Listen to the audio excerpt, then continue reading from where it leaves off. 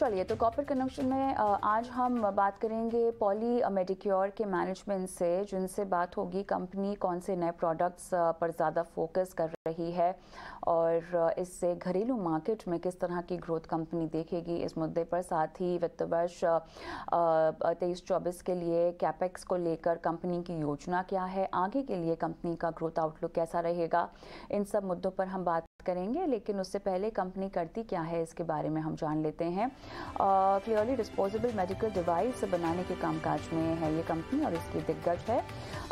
ज़्यादा ग्रोथ वाले प्रोडक्ट्स पर कंपनी का फोकस रहता है। इतना ही नहीं, एक्सपोर्ट से 65% आय कंपनी की निकल कर आती है और साथ ही अगर विस्तार योजनाओं की बात करें तो अमेरिकी बाज़ार में कंपनी जो है वो एंट्री कर रही है। इतना ही नहीं, कंपनी ने अमेरिकी मार्केट में प्रोडक्ट की फाइलिंग भी पूरी कर दी है।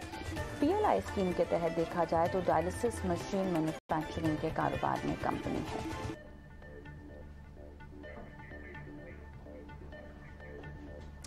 चलिए, तो हमारे साथ पॉली मेडिक्योर के एमडी और सीईओ फाउंडर हिमांशु बैद जुड़ेंगे। अब हिमांशु, स्वागत है आपका कॉर्पोरेट कनेक्शन में। क्लियरली जिस ग्रोथ के लिहाज से ही मैं सवाल पूछना चाहूँगी, क्योंकि अगर हम देखें तो काफ़ी हद तक आपने अपने कॉम्पिटिटर्स को पछाड़ा है जहाँ तक ग्रोथ की बात है। Growth 22%, revenue 6%, net earnings growth की अगर हम बात करें पिछले 10 सालों में तो ये उच्चतम स्तर पर रही है। लेकिन जो ग्रोथ दिखाई दे रही है वो कितनी जारी रहने की संभावना है? क्या किसी तरह के बदलाव नंबर्स में? इस साल जो FY 23-24 है, इसमें भी हमने करीब 20% की गाइडेंस दी है। और जो हमें जो ग्रोथ नजर आ रही है वो यूरोप मार्केट है, इंडिया है और यूएस में जब हम एंट्री करेंगे इस साल, जो हमारे FD अप्रूवल्स हमारे आने वाले हैं जल्दी, तो उसके बाद से हमें ऐसा लग रहा है कि इस साल भी हम 20 साल का मोमेंटम हम 20% का मोमेंटम हम जरूर रखेंगे इस साल भी।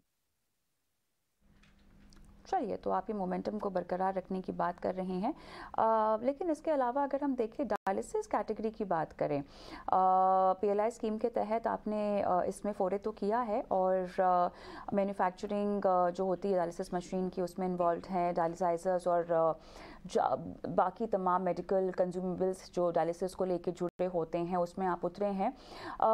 आने वाले तिमाहियों में इसमें आपको कितना रेवेन्यू पोटेंशियल दिखाई दे रहा है? देखिए, डायलिसिस सेक्टर ये हमारे लिए बिल्कुल नया सेक्टर था और ये पूरा इंपोर्ट डिपेंडेंट था 100%। और हमने पूरा इंडिजिनस किया है यहाँ पे मैन्युफैक्चरिंग को, पूरा यहाँ नई टेक्नोलॉजी डेवलप की है मशीन बनाने की और डायलाइजर बनाने की। और अब ये धीरे धीरे, लास्ट ईयर हमने इस सेक्टर में करीब 40% ग्रोथ की थी और इस साल भी हमें लग रहा है कि हम करीब 35 से 40% ग्रोथ करेंगे इसके अंदर, जो हमारा टारगेट है इस साल का भी। तो अभी ये काफी पोटेंशियल सेक्टर है और इसमें 2-3 हमें हेडविंड जरूर दिख रहे हैं। जो चाइना से सस्ता इंपोर्ट आ रहा है और जो यहाँ पे इंडिया में रीयूज है वो कम होना चाहिए, और काफी इन्फेक्शन काफी है यहाँ पे इंडिया में डायलिसिस पेशेंट्स के अंदर।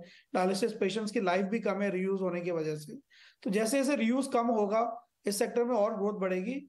और चाइना से जो इम्पोर्ट आ रहा है उसको हम किस तरह से रेस्ट्रिक्ट कर सकें, जो क्वालिटी कंट्रोल ऑर्डर्स और जो ये कई बार ये FTAs का भी मिसयूज कर लेते हैं हमारी जो नेबरिंग कंट्रीज के साथ में, तो वो हमें रोकना पड़ेगा, तभी इसमें सेक्टर में और ज्यादा ग्रोथ दिखेगी। और फिलहाल हमें ऐसा लग रहा है कि मोमेंटम बना रहेगा इस सेक्टर में। रेवेन्यू की बात करते हैं। आपका जो रेवेन्यू है वो लगभग 65% एक्सपोर्ट से है और CAGR पिछले 5 साल में लगभग 13% के आसपास दर्ज हुआ है। ये बताएं, यूएस बाजार में एंट्री और यहाँ को लेकर क्या चुनौतियाँ जिनके लिए आपने तैयारी की है, क्या स्ट्रैटेजी है? देखिए, यूएस बाजार के लिए हमने नए प्रोडक्ट्स डेवलप किए हैं जो नई टेक्नोलॉजी के साथ हम यूज करें। यूएस मार्केट बहुत एडवांस मार्केट है। वर्ल्ड का करीब 25% जो मेडिकल कंज्यूमेबल्स यूज होते हैं वो यूएस के अंदर यूज होते हैं। तो हमने नए प्रोडक्ट डेवलप किए हैं और जरूर हमें FDA में थोड़ा टाइम लग गया क्योंकि उनका काफी बैकलॉग था कोविड की वजह से। और अब जो है वो बैकलॉग धीरे धीरे खत्म हो रहा है।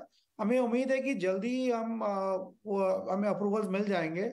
और ऐसा लग रहा है कि जो मार्केट है काफी बड़ा मार्केट है यूएस का, जो अभी तक हमने उसमें रिसर्च की है।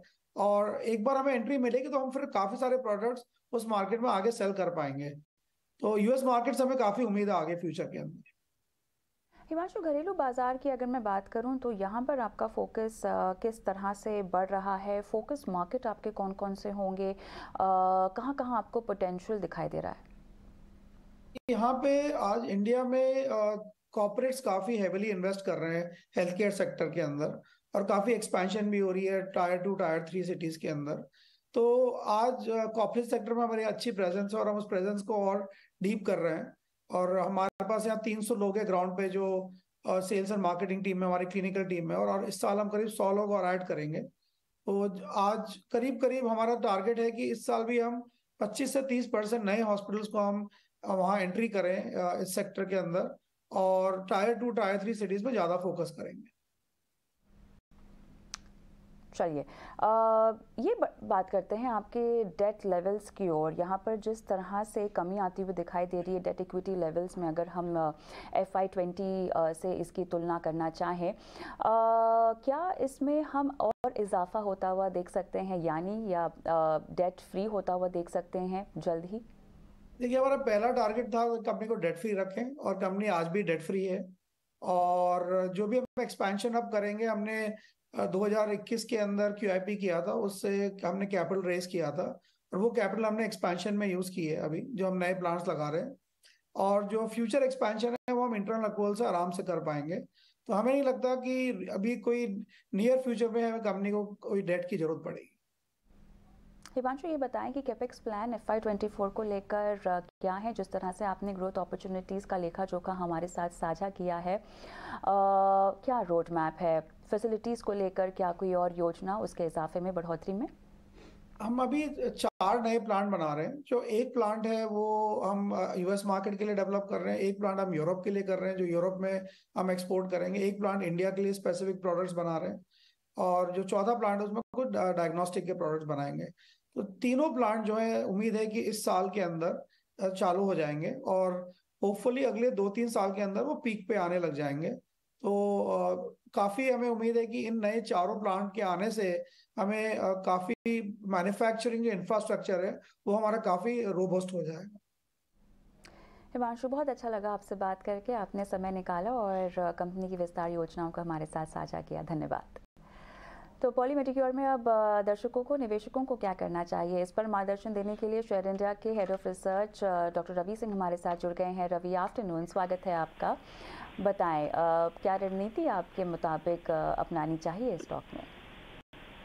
देखिए कविता जी, जिस हिसाब से आपने मैनेजमेंट से पूछा, काफी बेसिक डिटेल आपने यहाँ पर लिया, हम एनालिस्टों को इससे काफी हेल्प मिलती है। और उसको अगर पूरा का पूरा डिकोड करने की कोशिश करें तो मार्केट कैप करीब जो 9,100 करोड़ का करीब मार्केट कैप है, और 3 महीने में 8%, 3 साल में देखें तो 285%, यानी अच्छा अपवर्ड यहाँ पर बना है। 50 वीक हाई जो है वो 1045 का है, और इस समय चल रहा है 945 के। तो मुझे ऐसा लगता है कि यहाँ से अब पॉजिटिव मोमेंटम वापस से डेवलप होता हुआ नजर आएगा। कंपनी ने अपनी प्रॉफिटेबिलिटी को स्टेबल कर रखा है। तो मुझे ऐसा लगता है कि आगे आने वाले समय में इसमें वापस से एक बार 1150 तक के लेवल 6 से 8 महीने में देखने को मिल सकते हैं। तो इन्वेस्टर को यहाँ पर बुलिश रहना चाहिए और खास तौर से बाय पोजीशन को कंटिन्यू करना चाहिए।